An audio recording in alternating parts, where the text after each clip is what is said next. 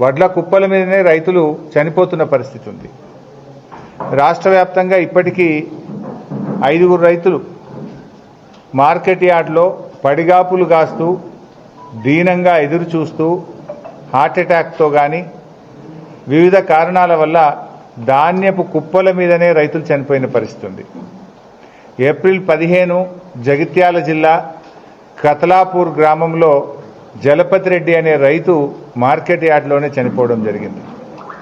April 21 Mahabubabad జిల్లా తొర్రూరు మండలంలో చీర్లపాలెం అనే గ్రామంలో మహిళా రైతు ప్రేమలత మార్కెట్ యార్డ్లో ధాన్యం తెచ్చి అక్కడే 2-3 రోజులు పడిగాపులు చేస్తూ చనిపోవడం జరిగింది.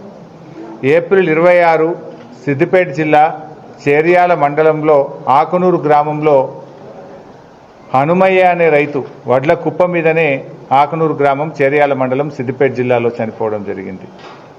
ఏప్రిల్ 22 మహబూబాబాద్ జిల్లా నెల్లికుదురు మండలం అక్కడ బిర్రు వెంకన్న అనే రైతు ధాన్యం తెచ్చి ధాన్యం కుప్ప మీదనే చనిపోవడం జరిగింది.